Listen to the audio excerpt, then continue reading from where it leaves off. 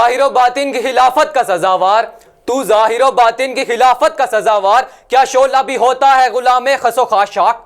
مہر و مہ انجم نہیں محکوم تیرے کیوں، مہر و مہ انجم نہیں محکوم تیرے کیوں، کیوں تیری نگاہوں سے لرزتے نہیں افلاک؟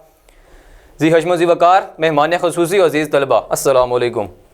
کائنات رنگ و بو سج چکی، نیلگوں آسمانوں اور ستاروں سے مزین تھا، ملائکہ بیت المعمور کے گرد طواف کر رہے ہیں اور اپنے خالق کی تسبیح بیان کر رہے ہیں، لیکن ایک چیز کی کمی ہے جناب والا۔ وہ ایک چیز کی کمی کیا ہے کہ انی جاعل فی الارض خلیفہ کا منصب خالی ہے، کیونکہ یہ منصب اسے ملنا تھا جس نے اپنی دنیا آپ پیدا کرنی تھی۔ پھر تخلیق آدم ہوتی ہے، تمام فرشتوں کو اس کو سجدہ کرنے کا حکم ہوتا ہے۔ ملائکہ نے دیکھا کہ اس انسان نے کائناتی رنگ و بو میں ایسی تبدیلیاں کی کہ سب ششدر رہ گئے۔ لگا دی کاغذی ملبوس پہ مہر ثبات اپنی، لگا دی کاغذی ملبوس پہ مہر ثبات اپنی، بشر کے نام کر دی ہے خدا نے کائنات اپنی۔ صدر ذی وقار قرآن پاک میں ارشاد ہوتا ہے لیس الانسان الا ما سعی، کہ انسان کے لیے وہی کچھ ہے جس کی وہ کوشش کرتا ہے۔ تو جناب والا اب انسان تو انسان، مرد مسلمہ کیا کرتا ہے؟ مرد مسلمہ اپنی دنیا آپ پیدا کرتا ہے، کیونکہ وہ کسی کی دنیا میں رہنا پسند نہیں کرتا۔ تو جناب والا اس دنیا کو پیدا کرنے کا مطلب بھی واضح کر دوں کہ مومن اپنی قوت فکر اور قوت ذکر سے ایسے کارنامے سر انجام دے دیتا ہے جس سے دنیا مستفید ہوتی ہے اور ساتھ ہی وہ اپنا جہاں پیدا کر گزرتا ہے۔ اقبال کہتے ہیں اپنی دنیا آپ پیدا کر اگر زندوں میں ہے، اپنی دنیا آپ پیدا کر اگر زندوں میں ہے، سر آدم ہے ضمیر کن فکاں ہے زندگی۔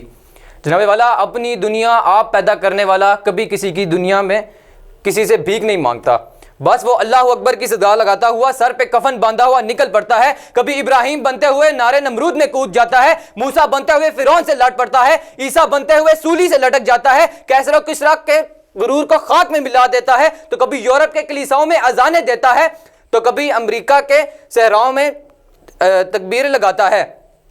جناب والا اقبال کہتے ہیں کہ دیار عشق میں اپنا مقام پیدا کر، دیار عشق میں اپنا مقام پیدا کر، نیا زمانہ نئے صبح و شام پیدا کر۔ مگر مجھے افسوس سے کہنا پڑ رہا ہے کہ اقبال کے وہ شاہین جنہوں نے اپنا مقام پیدا کرنا تھا، وہ فلموں اور سٹیج ڈراموں میں اپنا مقام تلاش کر رہے ہیں۔ جس کو اپنی دنیا آپ پیدا کرنی تھی، پہاڑوں کی چٹانوں پر بسیرا کرنا تھا، وہ آج بے حیائی کی سب سے بڑی سکرین کے آگے تماش بین بن بیٹھے ہیں۔ اور جس کو تار تار انسانیت کا رفوگر بننا تھا، وہ اپنے چھوٹے سے چھوٹے کام کے لیے ایک دوسرے کو دیکھتا ہے اور نتیجتاً لہو لہان ہے۔ صدر ذی وقار یہ کہنے پر خوشی بھی ہوتی ہے کہ اس قوم میں صلاحیت موجود ہے، اگر یہ چاہے تو پہاڑوں جیسی سلطنتوں کو سرنگوں کر دے، اور اس کی زندہ مثال پڑوس میں بھی ہے۔ اپنی تقریر کا اختتام اقبال کے اس شعر پہ کرتا ہوں کہ اٹھ کے اب بزم جہاں کا اور ہی انداز ہے، اٹھ کے اب بزم جہاں کا اور ہی انداز ہے، مشرق و مغرب میں تیرے دور کا آغاز ہے۔ آپ کی سماعتوں کا شکریہ۔